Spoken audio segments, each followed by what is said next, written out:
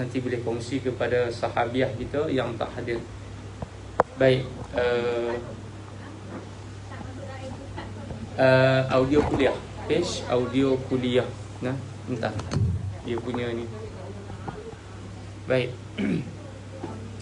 Abu Al-Ayyub As-Sukhtiyani, Abu Al-Ayyub As-Sukhtiyani berkata, demi Allah Subhanahu wa ta'ala, demi Allah. Demi Allah makna qasam, sumpah lah. Demi itu makna dia sumpah. Wow, wallahi, wabillahi, wa tallahi. Dalam ayat Quran Al-Karim, kalau kita jumpa perkataan ayat wal asri mula-mula, maka demi masa, wadduha, demi waktu duha, depan wallahi, demi Allah, gitu. Wattini, demi buah tin. Itu dipanggil sumpah qasam. Seseorang tidak benar dengan Allah kecuali perasaannya tidak dirasakan pada tempat dia. Ulangan, seseorang tidak benar dengan Allah Subhanahu wa ta'ala kecuali perasaannya tidak dirasakan pada tempatnya. Seseorang itu tidak benar dengan Allah. Tidak benar makna dia tidak hak, tak kenal hakikat dia dengan Allah, itu makna dia. Kecuali perasaannya. Kecuali itu makna istisna. Orang ni dia kata tidak mengenal hakikat Allah. Tak mengenal hakikat ni kebenaran. Tak benar dia, tak sampai. Tidak ma'rifat, tidak kenal akan hakikat, kecuali perasaannya tidak dirasakan pada tempat dia. Perasaannya tidak rasa pada tempatnya. Tengok satu-satu makna dia apa. Rasa tu apa? Rasa itu datang daripada nafsu. Sebab tu dia kata perasaan. Rasa datang daripada nafsu. Kita nak makan, kita rasa nak makan. Kita mengantuk, kita rasa nak tidur. Jadi rasa tu nafsu. Bila nafsu tu, dia tak boleh letak pada tempat dia. Kalau nafsu letak pada tempat dia, makna dia masih lagi dia tak kenal Allah. Itu nafsu yang kita kata nafsu yang ke arah syahwat tu. Wal aslu, al aslu kulli ma'siyatin wa syahwatin wa ghaflah, kata ulama. Asal bagi segala maksiat, syahwat, keinginan, lupa, lalai, itu datang daripada apa? Mengikut hawa nafsu, ar-ridha an nafs. Kalau orang ni dia ikut nafsu, makna dia orang ni maksiat, dia ghaflah, dia orang yang lalai, lupa. Tapi kalau orang tu dia lawan nafsu, orang ni dia lawan nafsu, nafsu dia kata apa? Dia lawan, dia kata tak mau dengar nafsu. Dia nak lawan nafsu, maka orang itulah orang yang taat. Orang itulah orang yang yaqadah, sedar diri dia.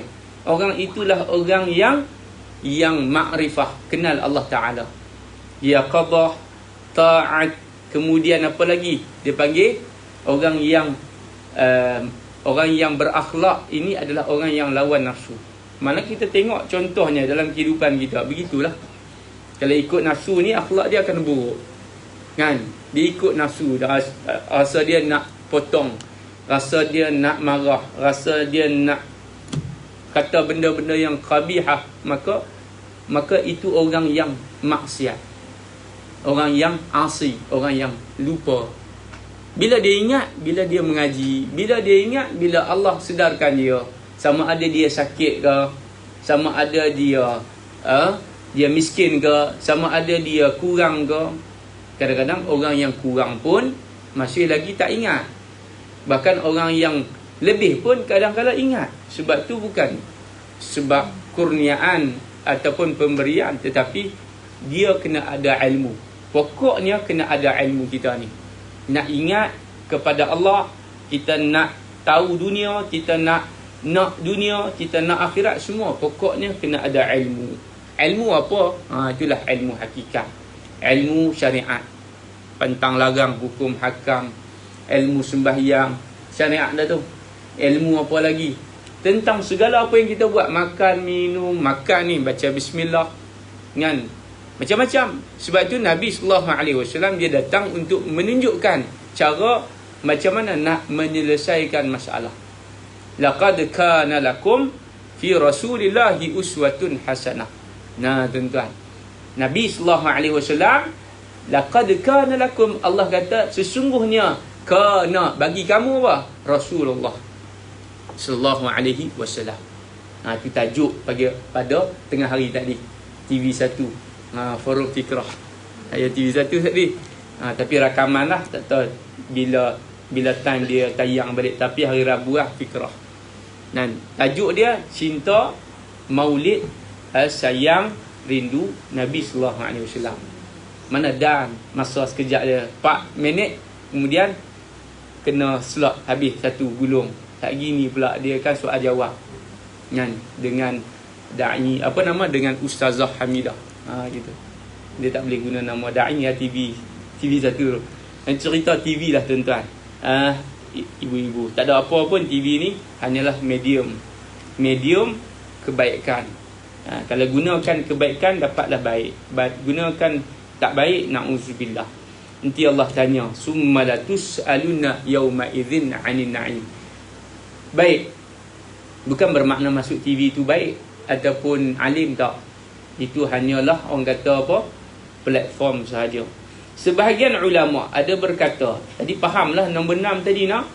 Nombor 6 tu makna dia apa yang dapat kita fahamkan, kena jaga perasaan. Perasaan kita ni kena letak pada tempat dia. Rasa yang terbaik tu tempat dia tu, dia panggil adil dalam kita berperasaan. Kadang-kadang kita tak adil dalam berperasaan. Kita nak ikut rasa kita kan. Orang lain kita punya rasa tak mau nak ikut. Kalau nafsu ni semua tak baik ke? Nafsu ada yang baik, cuma yang disebut kat sini nafsu yang tidak baik lah. Kalau dia datang, makna dia kita tengok dia datang dalam bentuk negatif, mana dia nak abang kata tak baik. Kalau dia datang dalam bentuk yang positif, makna dia baik lah. Dia di bawah kategori nafsu juga kan? Ya, nafsu ada 8 semua. Okey. Nombor 7, sebahagian ulama sambung lagi. Ada berkata, aku tidak mengetahui seseorang yang lebih suka. Ulama kata, aku tak mengetahui seseorang yang lebih suka untuk dikenali, melainkan hilanglah agamanya dan terbukalah aib dia. Ada. Tuan-tuan dan puan-puan muslimat, ibu-ibu yang dirahmati rahimakunallah, apabila orang itu dia lebih suka dikenali, dia panggil masyhur ataupun syuhrah. Masyhur tau, masyhur ni terkenal. Kalau mastur tu tak terkenal, mastur. Sebab tu kalau mastur kalau bahasa Arab mim sin tawara. Ambil daripada perkataan sitrun. Sutrah, tahu sutrah? Tawara. Sutrah ni apa? Yang tertutup. Mastur yang ditutup. Sebab tu kalau jemaah usaha tabligh ni, usaha atas agama ni, kalau laki dia panggil karkun, bahasa Pakistan, bahasa Urdu. Kalau perempuan dia panggil bahasa Arab masturah. Sedengak tak? Masturah. Masturah tu maknanya tak baik. Yang tertutup kan tak baik, maknanya yang tertutup, yang dijagalah. Kan? Mastur tadi tak terkenal. Yang tak terkenal tadi mastur. Tak terkenal tu mastur kalau laki, kalau perempuan masturah. Kalau lelaki, orang yang terkenal, lelaki masyhur. Kalau perempuan masyhurah. Ta marbutah. Ulama kata tak mengetahui seorang yang lebih suka untuk dikenali, melainkan hilanglah agama dia. Nak terkenal ni, bahaya terkenal ni. Bila kita nak terkenal ni, makna dia apa? Kita nak orang kenal. Sebab apa saya kata orang nak kenal? Sebab Allah Subhanahu Wa Taala kenal dah kita. Tunjuk ke tak tunjuk, Allah tahu. Betul tak? Awala ya'lamuna anna Allah ya'lamu ma yusiruna wa ma yu'linun. Masya-Allah, hafal. Awala ya'lamuna, apa-apa yang kamu i'lan, apa yang kamu sembunyikan. Awala ya'lamuna anna Allah ya'lamu ma yusiruna wa ma yu'linun. Allah tahu apa yang i'lan, apa yang sir, sembunyi. I'lan tu maklumat. Maklumat, nampak nama pun maklumat, benda yang orang patut tahu. Kalau satu lagi dia panggil apa? Sir, asrar, rahsia. Rahsia ni apa? Benda yang orang tak tahu. Orang yang benda yang tak tahu ni, Allah tahu. Kalau orang tak tahu, Allah tahu, afdal. Kita sebut pada pertemuan yang lalu. Ustaz nak tanya. Saya nak tanya ni. Kalau orang tu sedekah, dia tunjuk. Dengan sedekah tak tunjuk, mana lebih baik? Dua-dua baik. Tapi lebih baik, tak nampak. Sembahyang yang orang nampak dengan sembahyang orang tak nampak, dua-dua baik. Lebih baik solat yang orang tak nampak, solat sunat. Tapi kalau solat wajib dia berjemaah, tak dapat tidak orang akan nampak juga. Kan? Sebab tu kena tambah. Sebab apa dia kata sembahyang, kita sembahyang walaupun solat berjemaah sekalipun, maka kena sembahyang sunat. Sebab solat jemaah ni dia bukan masalah pada pahala, tapi masalah pada hati. Kan? Masalah pada hati lah. Orang nampak tu dia, kan, kawan ni mari masjid, kan, tunjuk, kan. Nampaklah di kehadiran dia tu, kan. Kan. Kita orang suami-suami kita rajin kaki masjid, jadi orang nampak dia, betul tak? Gitu makna dia. Baik. Dan apabila nampak tu, maka terbukalah aib. Aib ni apa? Kekurangan. Bila terbuka kekurangan ni, kita kena istighfar. Sebab hati kita tu dia kurang, dia bocor sikit. Dengan sebab adanya takut-takut kalau ada syuhrah, nak tunjuk dan sebagainya. Jadi ikhlas ini kata ulama adalah dengan menjaga 7 tu. Riya, sum'ah, ujub, takabur, syuhrah, aib, kemudian ribah. Ribah ni apa? Mengumpat. Mengumpat pun boleh juga hilang pahala. Membawang, kan. Okey. Nombor 8. Ulama berkata, tapi ribah boleh pada keadaan yang dibolehkan. Keadaan yang dibolehkan ini adalah keadaan di mana kita bercakap tentang orang itu akan kesan buruk dia. Contohnya macam pemerintah yang kita nak sebut, jangan undi dia. Nanti kalau undi dia, dia tipu kita. Contoh. Kita habaq tu bukan nak kata kat dia. Tapi kalau kita kata jangan undi kawan ni sebab dia pendek, itu tak boleh lah. Sebab dia hitam, itu tak boleh. Sebab itu ciptaan Allah Subhanahu Wa Taala. Tapi jangan undi dia sebab dia ini tipu kita. Tipu kita contohnya, kan. Kita boleh habaq macam tu, tapi kena datangkan bukti, ya. Tapi kalau rasa tak betul ataupun tak yakin, maka lebih baik kita diam. Dalam keadaan kita ditipu oleh pemerintah sekalipun, tetap kita mendapat pahala doa orang yang dizalimi. Apabila kita dizalimi contohnya oleh pemimpin, maka macam mana cara dia? Adakah kita nak doa keburukan bagi dia masuk neraka, ya Allah? Boleh tak? Kita doa bagi dia dapat hidayah. Ya Allah, bagilah dia dapat hidayah. Jangan doa bagi Allah turun bala. Boleh tuan-tuan nak doa atas kita lah, tapi tidak elok, kan. Nabi SAW pun Nabi tak doa. Ada beberapa riwayat, tapi Nabi tak doa. Nabi marah sangat pun Nabi kata apa? Biarlah mereka mendapat hidayah. Waktu ketika mana di Taif tu, Nabi dibaling batu, rabak tuan-tuan. Batu ni, orang baling ni, dia baling batu macam baling apa? Macam baling melontar jamrah, baling kat Nabi. Geng-geng Taif ni. Tapi Nabi SAW bukan Nabi doa bagi mereka turun bala. Malaikat Jibril AS standby lah nak mengaminkan saja doa Nabi SAW. Tapi Nabi kata jangan, aku nak minta agar Allah berikan kepada mereka hidayah. Hari ni kalau kita tengok penduduk Taif, alhamdulillah, Allah Subhanahu Wa Taala berikan kepada mereka hidayah. Gitu. Kan. Kemudian bila kita berdoa kepada orang, maka doa itu berbalik, kata ulama. Apa yang kita doa, benda itu berbalik kepada kita. Sebab kalam ini adalah doa.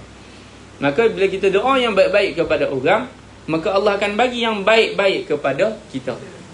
Fudail bin Iyad rahimahullahu ta'ala kata, ulama berkata, tidak mendapat kemanisan akhirat sesiapa yang lebih suka dikenali oleh manusia. Akhirat ni kemanisan dia adalah uzlah, adalah ikhlas. Benteng bagi segala amal akhirat adalah ikhlas. Benteng bagi segala ikhlas adalah khumul, iaitulah tidak menampak, tidak berkecimpung dengan makhluk. Tu. Fudail bin Iyad telah berkata, telah sampai kepada aku bahawa sesungguhnya Allah Ta'ala ni berfirman tentang sebahagian yang diberikan ataupun dikurniakan, giving to the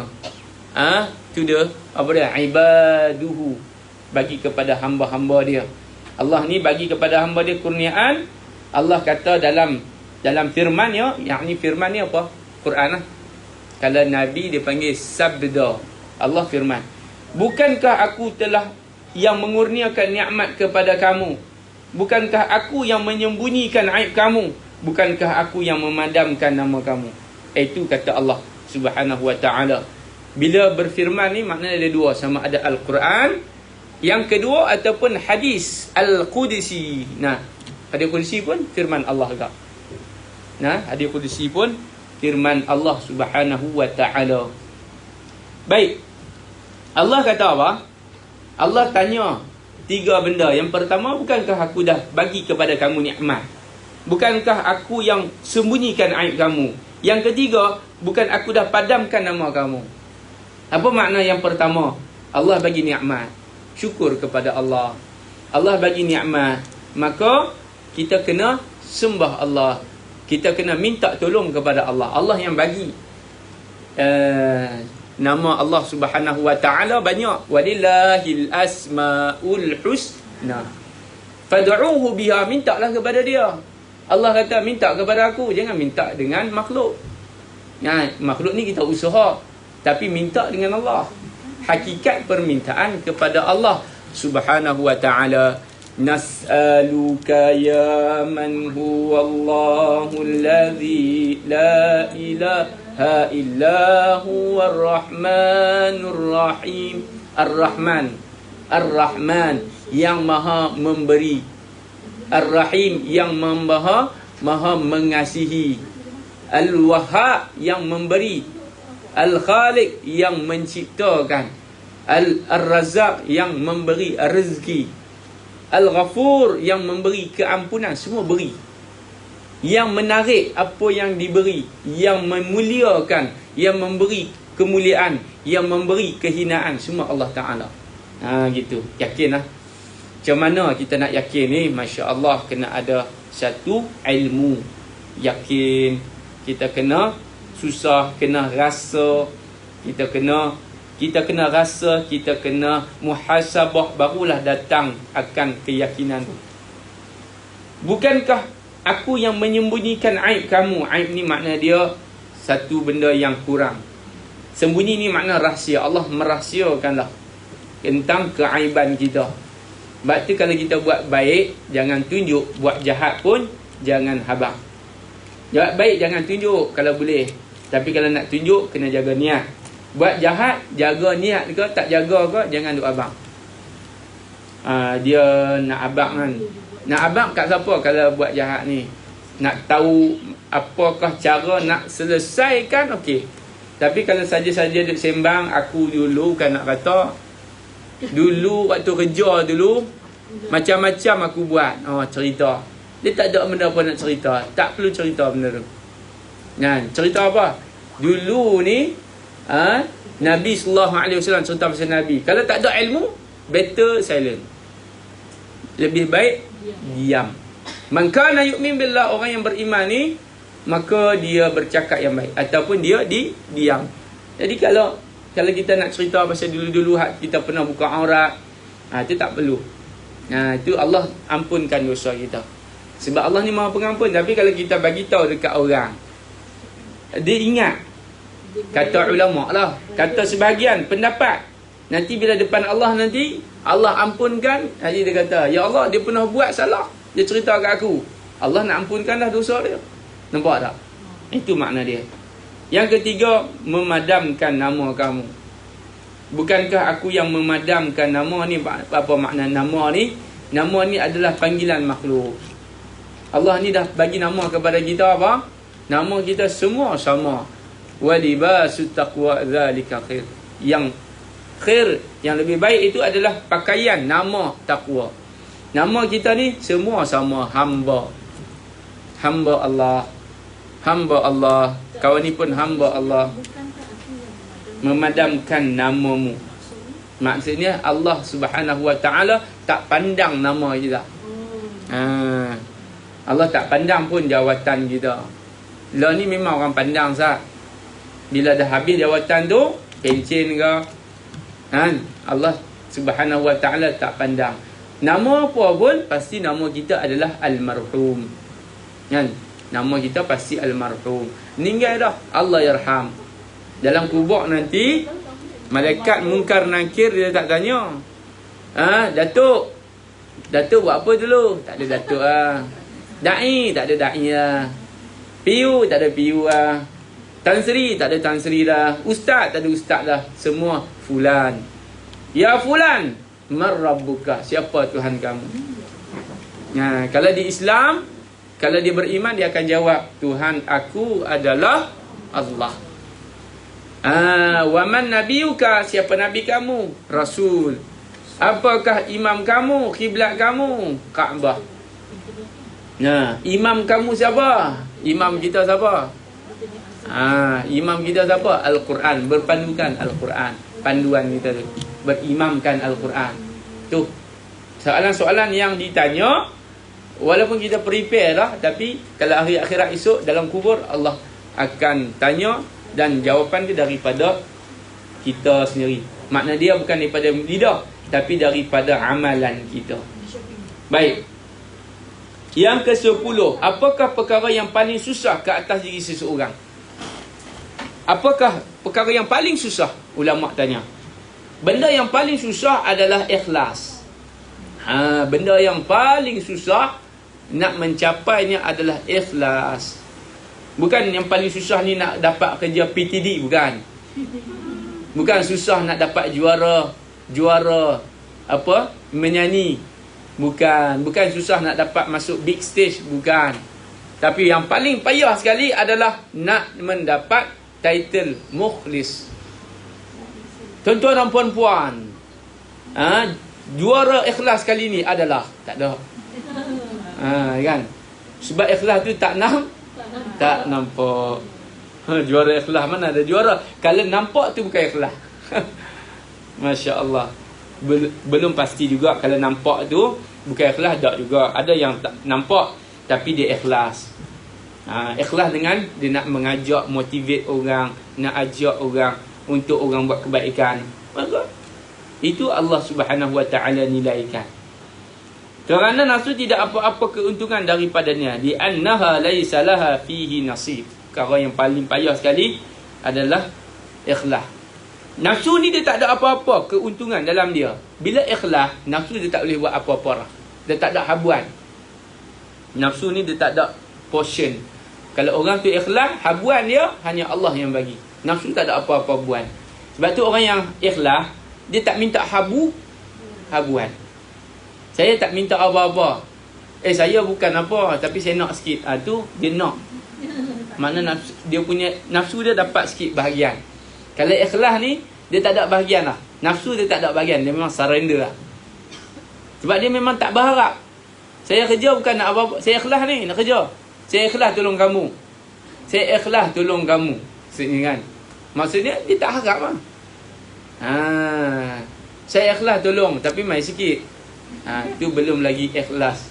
Jadi kalau kita pergi kerja, kita kerja. Yang kata, tapi kita dapat gaji. yang tu dia panggil apa? Nasib kita. Nasib ni dia panggil kita punya nasib di dunia, berhabuan kita. Kan? Kita kerja ikhlas, tapi cukup gaji dapat, itu dia panggil sistem. Sistem lah. Bila dah kerja mesti dapat gaji. Bila dah pencen mesti gaji setengah. Makna dia sistem. Maknanya situ ikhlas dia tak nampak. Ikhlas dia tak nampak. Yang kata ikhlas ni pun tak nampak. Kalau kita bagi kat dia pun dia ambil. Nak kata dia tak ikhlas pun tak boleh juga. Sebab ikhlas ni adalah hakun minallah. Hak daripada Allah. Allah yang bagi anugerah tu. Kan? Dan apa-apa yang kita buat, wa ma umiru illa liya'budullaha mukhlishina lahuddin. Apa-apa cara kita buat pun kena ikhlas. Kan? Bila ikhlas dia tak kenalah letih, dia tak kenalah susah. Dia akan buat saja. Nabi sallallahu alaihi wasallam ikhlas dia, niaga. Tak ambil pun satu kupang pun tak ambil. Tapi Allah balas orang yang ikhlas ni atas dunia lagi Allah balas. Kan? Allah balas apa dia? Maka dicintai oleh manusia, disayangi oleh makhluk. Nabi sallallahu alaihi wasallam. Semua orang sayang dia. Dalam berniaga mesti nak ada Habuan, keuntungan. Iyalah, tapi dia panggil hak tu dia panggil sistem. Kita bagi hak ni harga dia RM5. Ya, kita bagi pun RM5. Dia tak boleh lah kita nak kurang sebab tu sistem. Tapi bila kita dapat tu macam mana kita habiskan. Itu dia perlu kepada ikhlas lah. Kerja tu pun ikhlas, dapat tu pun ikhlas. Bila ikhlas ni berkat. Tanda kata orang ni berkat, apa yang dia buat tu ikhlas. Ada keikhlasan, maka ada keberkatan. Berkat tu. Ikhlas tu dia panggil apa? Sifat. Berkat tu natijah. Natijah ni apa? Apabila kita dapat sesuatu, hasil daripada sesuatu tu dia panggil natijah. Riza. Ikhlas dia mengaji, pergi sekolah, pergi belajar tuition, sekolah tak pernah ponting, maka natijah ni apa? Keluar result, anak kita dapat 9A contoh. Tu dapat apa? Anugerah. Contoh. Kan? Contoh. Tapi kalau Allah Subhanahu Wa Taala dia bagi lebih daripada tu. Gitu. Baik. Kemudian yang ke-11, Yusuf bin Husain. Ni semua ulama ni, tuan-tuan dan puan-puan. A'azzu syai'un fi dunya al-ikhlas. Perkara yang paling berat. Apakah perkara yang paling berat di atas dunia ni? Kalau orang tanya, apakah perkara yang paling berat? Ikhlas lah yang paling berat. Dia nampak simple, tapi Allah terima berat timbangan dia. Sebab tu Nabi kata, dua perkataan yang kamu sebut berat timbangan dia pada hari akhirat nanti, hari yaumul hisab. Subhanallah wa bihamdi subhanallahil azim. Duduk saja-saja kan. Kita kerja. Duduk saja-saja sementara nak tunggu customer. Subhanallah walhamdulillah wala ilaha illallah wallahu akbar. Subhanallahi wa bihamdihi subhanallahil azim. Customer sampai, kita pun kira nak apa? Hidup dalam keadaan apa? Ingat Allah, tenang. Kita pun akan ikut akhlak Nabi, senyum. Jangan pula customer datang, subhanallah, kejut dia. Customer kena senyum-senyum. Subhanallah. Zikir apa tu? Itu selalu orang petikan. Padahal kita dah banyak kali cakap kan. Berhenti kat lah ke, berhenti kat lahu ke. La ilaha illallah wahdahu la syarikalah. Kalau nak berhenti lah. Lah. Kalau lahu maksilah qasirah. Kalau lahu kan ada tu. La ilaha illallah wahdahu la syarika lahu. Tak apa, tanya bagus. Ada orang bertanya saya tu ada takut. Lah boleh. Kalau lahu dia ada mat. Dia ada mat di situ, kita dia panggil maksilah qasirah. Kalau berhenti, bila mat ni kena panjang. Dua-dua boleh. Kalau lah pun boleh, lahu pun boleh. La syarikalah. Itu dia sama kan? Lahul mulku wa lahul hamdu yuhyi wa yumiitu wa huwa ala kulli syai'in Saya qadir. baca macam itu, jadi bila orang dah sedekah saya jadi Boleh je belaka. Contohnya macam apa? Ada sekarang ni jenis baru-baru. Ada jenis pendapat-pendapat baru kan. Contohnya dua-dua baik sebenarnya. Contohnya macam baca doa khatam Al-Quran. Allahumma zakirna minhuma. Kita dia biasa nasina. Tapi ada ustaz mari dia kata Allahumma zakirna minhuma nusina. Dua-dua boleh. Yang tak boleh bergaduh tak boleh. Sebab kalau nasina maknanya kita lupa Al-Quran. Memanglah kalau kita tak lupa Quran, macam mana Quran nak lupa kita? Faham tak? Dia melupa tu mesti daripada kita. Sebab kita ni yang lupa, Quran tak lupa. Quran makhluk. Tapi dia kalamullah. Dia tak lupa kita. Dia tak lupa sebab dia bukannya insan. Yang lupa ni insan dia, manusia. Sebab tu nama dia insan. Al-insan lafi khusr. Lupa, lalai, leka. Kejap mengaji, kejap Facebook. Kejap fikrah, kejap TikTok. Contohlah. Bukan kita ni. Kita alhamdulillah anak-anak kita bagus. dekat Zimbabwe. Contohlah begitulah. Jadi makna dia apa? Lupa. Yang kedua, nusina. Nusina ni makna dia kita dilupakan oleh Al-Quran. Bina majhul. Di dalam ba'adak. Dalam ba'adak kita tak layak lupa Quran, tapi Quran layak lupa kita. Gitulah. Dua-dua boleh. Kan? Bagi saya tak ada masalah. Cuma siapa yang mengaji dia nak amal nusina, silakan. Kalau dia nak amal nasina, silakan. Ada dalil dia. Macam tu lah. Ngaji ni Ayat tu maksudnya macam ni? doa. Doa tu maksudnya Quran melupakan kita. Quran lupakan kita. Kita ni adab dia, jangan kita lupakan Quran macam mana? Allahumma zakirna minhuma nasina. Nasina ni kita lupa Quran. Maksudnya kita tak baca Quran, kita lupa. Tak baca Quran sehari, Quran lupa kita seminggu. Tak baca seminggu, Quran lupa kita sebulan. Tak baca sebulan, Quran lupa kita setahun. Tak baca setahun, Quran lupa kita selama-lama. Tapi kalau kita tak baca, kita lupa Quran. Betul ke kita lupa Quran? Sebenarnya Quran lah melupakan kita. Jadi doa tu kita lepaskan. Jika kita kata kita baca Quran ni, kita minta doa supaya jangan kita lupa Quran. Jangan kita minta supaya jangan kita lupa Quran dan Quran melupakan kita. Maknanya kalau orang tak baca Quran bukannya. Kadang-kadang ayat tu kan kalau kita salah terjemah, kita macam kita lupa Quran. Macam ni tadi kan. Kita tak faham ayat. Dua-dua pun boleh. Dua-dua boleh. Maka yang penting baca Quran. Gitulah makna dia. Iqra'ul Quran, baca kan. Quran ada baca. Lepas isyak baca surah Al-Mulk. Lepas subuh baca Yasin. Lepas tu lepas kita semayang fardu kan, kita duduk rumah muslimat bacalah Quran. Yang sebelum kita nak buat apa-apa baca Quran. Baca Quran tak lama pun. Kita baca Quran semuka dalam 5 minit pun dah lebih daripada semuka. 2 muka dah dapat baca laju. Baca Quran pun bukannya letih sebenarnya. Siapa yang baca Quran, kalau dia baca dalam keadaan bacaan dia faham, maka dia akan seronok baca. Betul tak?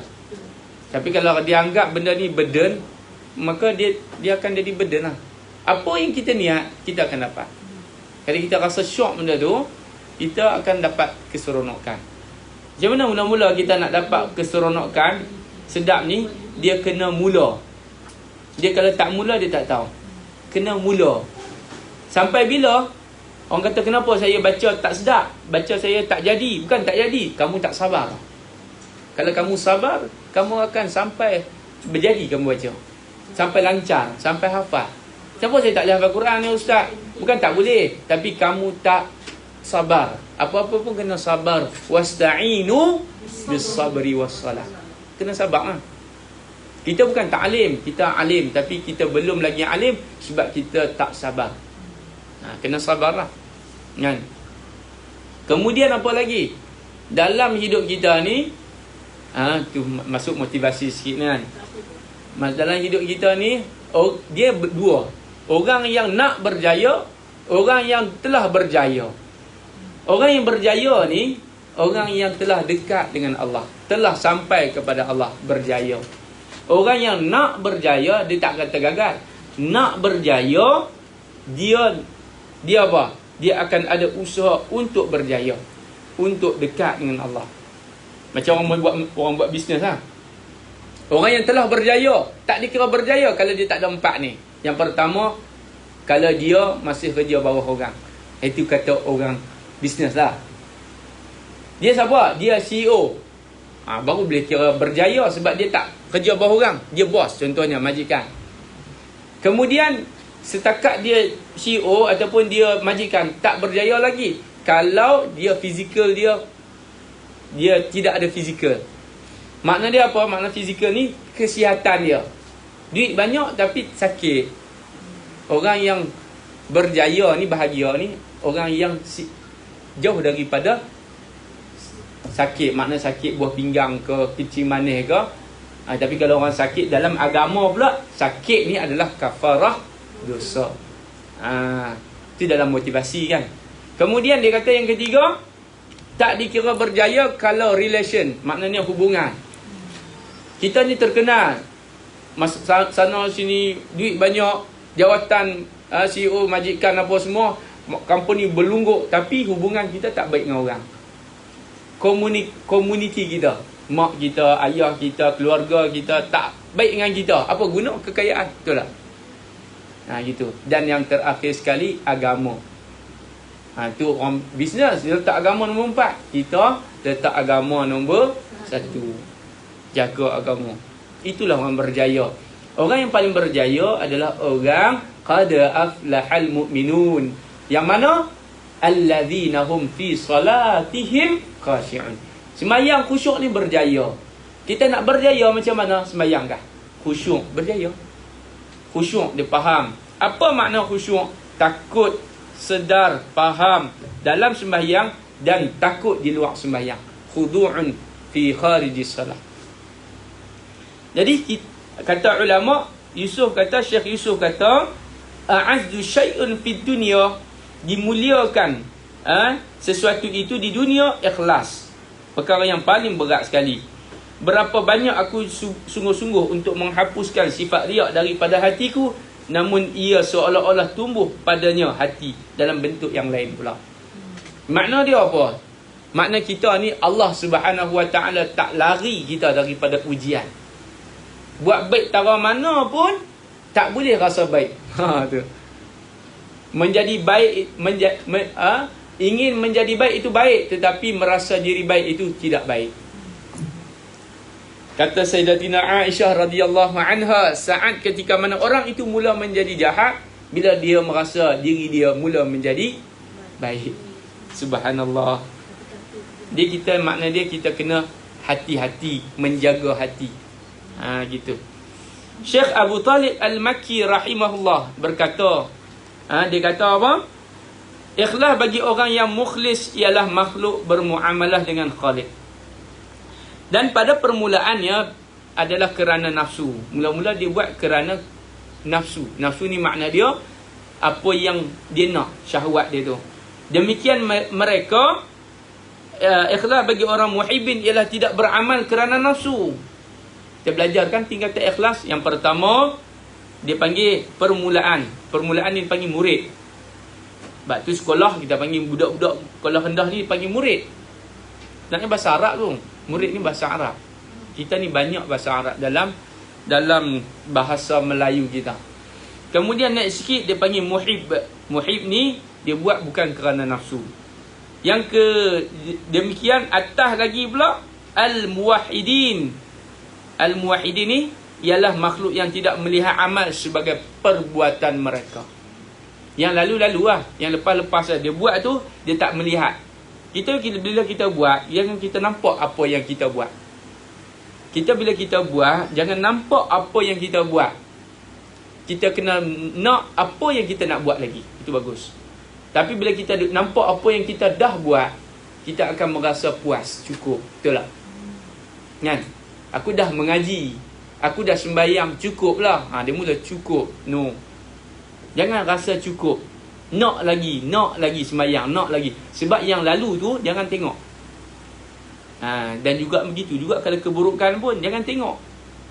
Orang ni ni motivasi pula. Yang dia kata ada 5 benda menyebabkan orang itu gagal untuk moving forward.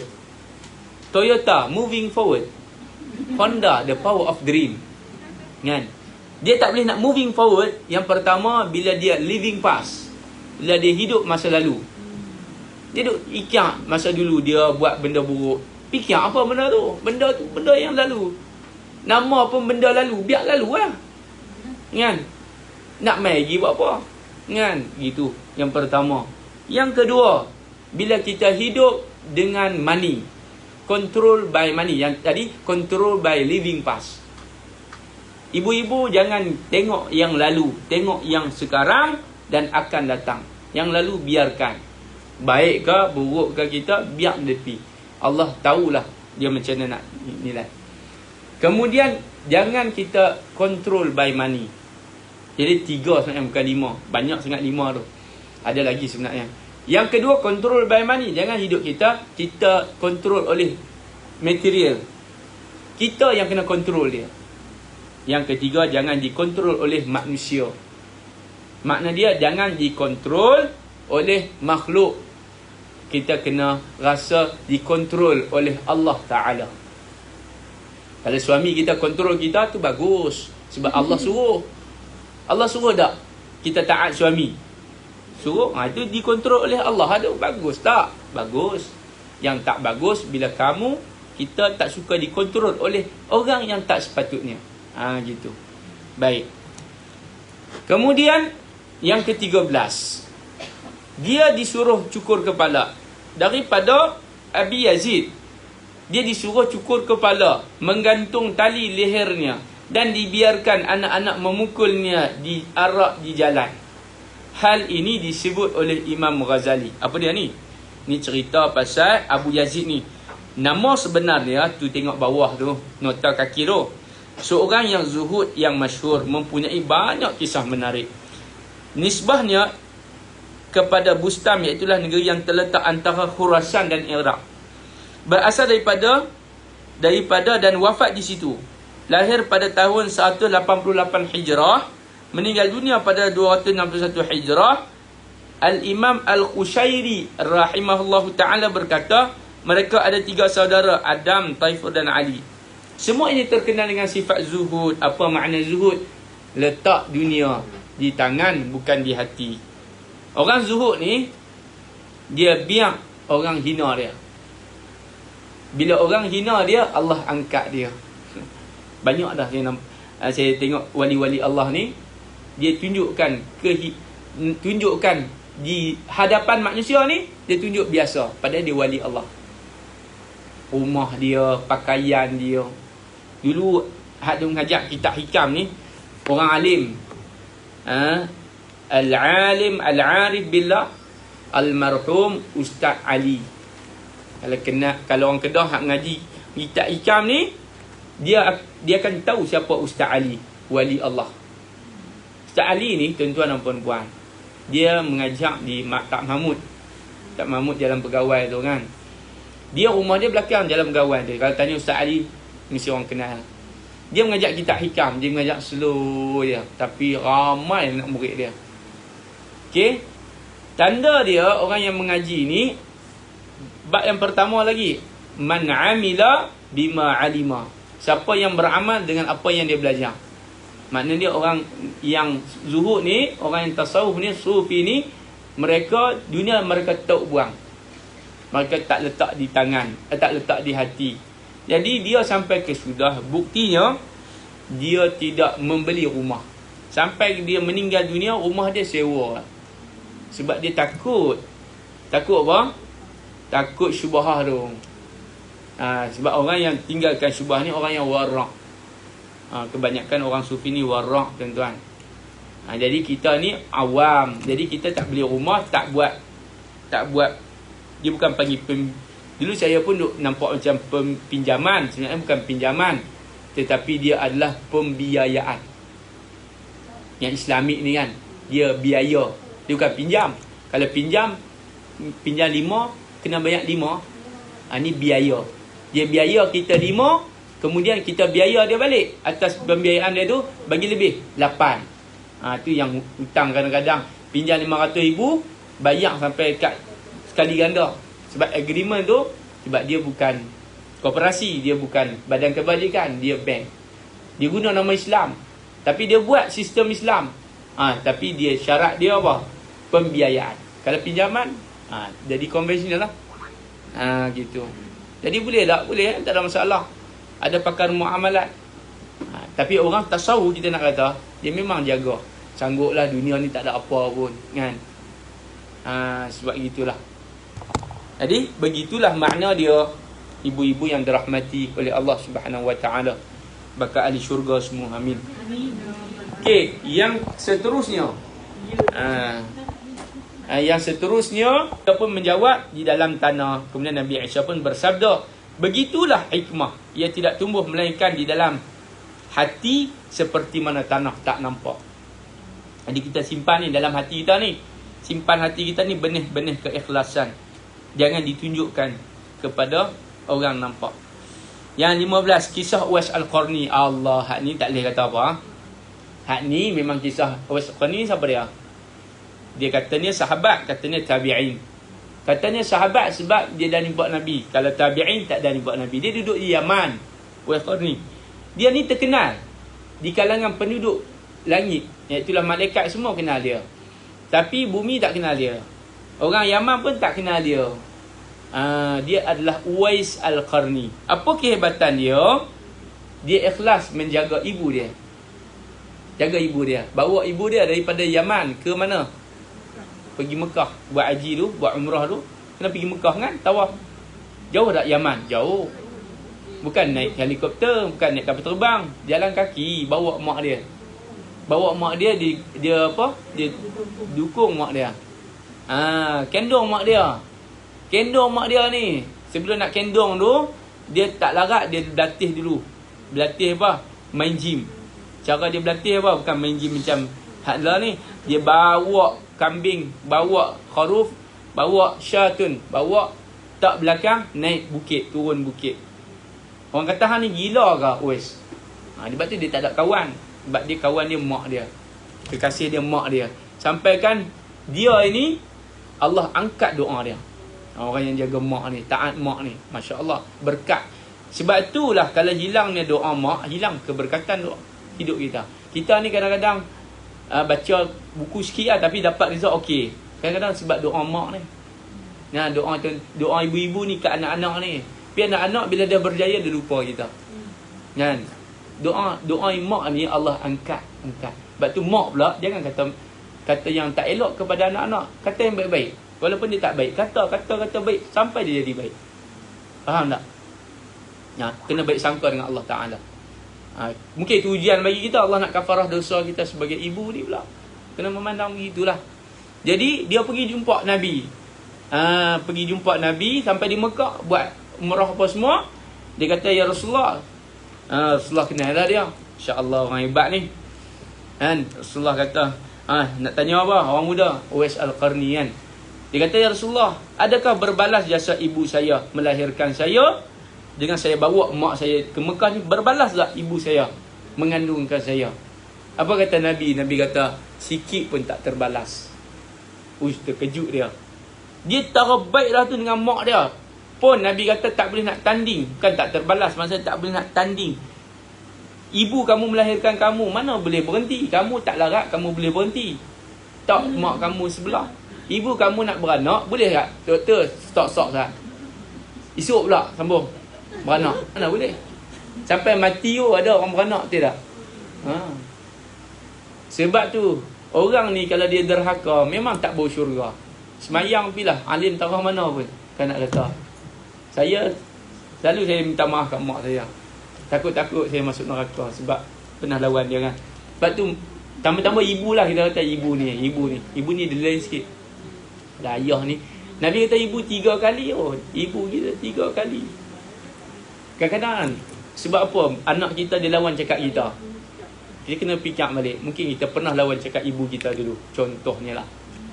Sebab itu Allah bagi si ibu ni dia jadi ibu. Si anak ni dia jadi ibu. Si anak pun dia jadi ibu juga. Sebab Allah nak didik dia supaya dia rasa macam mana ibu dia rasa, ibu pula macam mana ibu dia rasa. Kan? Gitulah makna dia. Baik. Mungkin perempuan senang kot, tapi lelaki payah kot. Apa dia? Dia tak rasa macam mak. Dan perasaan anak lelaki dengan anak perempuan tak sama kan pula. Perempuan tu juga Mungkinlah, insya-Allah. Kan? Baik. 16 kita perhabis satu lagi kaedah. Qawaid mana kaedah? Kaedah hukum fiqh dan umum dalam umumnya. Kerana maksudnya mendirikan resam agama, mengangkat menara dan menegakkan kalimahnya. Sedangkan hukum tasawuf khas pada khusus kerana muamalah antara hamba dengan Tuhannya. Tanpa sebarang tambahan, justru ingkar ahli fiqh kepada ahli cerita pasal dia nak abang kata istilah ahli fiqh tak sama macam ahli tasawuf. Tapi depa dua-dua ni ulama fiqh, ulama tasawuf tak ada sikit pun nak bergaduh. Tak ada bergaduh apa pun. Cuma lebih kepada istilah. Cuma fiqh macam itulah. Fiqh kalau rukun sembahyang 13. Kalau tasawuf rukun sembahyang 14. Apa dia? Khusyuk satu lagi. Khusyuk wajib. Kena cari khusyuk. Lagi tak khusyuk, lagi tu kena sembahyang. Sebab tu kalau kita tengok dulu orang dulu, wali-wali Allah ni depa ibadat banyak. Bukan sebab banyak tu, sebab depa nak cari ikhlas. Ikhlas ni kena cari. Bukan kata saya ikhlas baru buat. Tak, buat sampai ikhlas. Tu baru betul. Faham tak? Buat sampai ikhlas, bukan ikhlas baru nak buat. Kalau kita tunggu ikhlas nak buat, sampai bila tak ikhlas? Kan? Tolong sampai ikhlas. Kita tolong mula-mula nafsu. Tolong ridha nafsu. Akhirnya kita akan dapat ikhlas tu. Sebab ikhlas tu permata. Dia kena berenang. Pusing. Laut tu letih. Tak lagi dia akan dapatlah satu mutiara. Dalam silah berenang tu. Kan? Kena usaha. Ikhlas sampai bila pun tak dapat kalau kita tak usaha. Bukan alim baru nak mengajar. Mengajar sampai alim. Itu baru betul. Ada setengah kata apa ni mengajar, tak alim pun mengajar. Tak. Bila kita mengajar, bila kita mengaji, kita sampaikan, kita akan dapat apa yang kita mengaji. Amal lah tu. Nampak tak? Allahu a'lam. Yang baik datang daripada Allah Subhanahu wa taala. Dah masuk dah asar awal ni. Jadi kita tangguh majlis kita dengan tasbih kafarah dan suratul Subhanakallahumma wa bihamdika asyhadu an la ilaha illa anta astaghfiruka wa atubu ilaik. Wal 'asri innal insana lafi khusr illa alladhina amanu wa 'amilus salihat wa tawassaw bil haqq wa tawassaw bis sabr. Sama-sama kita doa. Allahumma arhamna bil Qur'an waj'alhu lana imaman wa nuran wa hudan wa rahmah.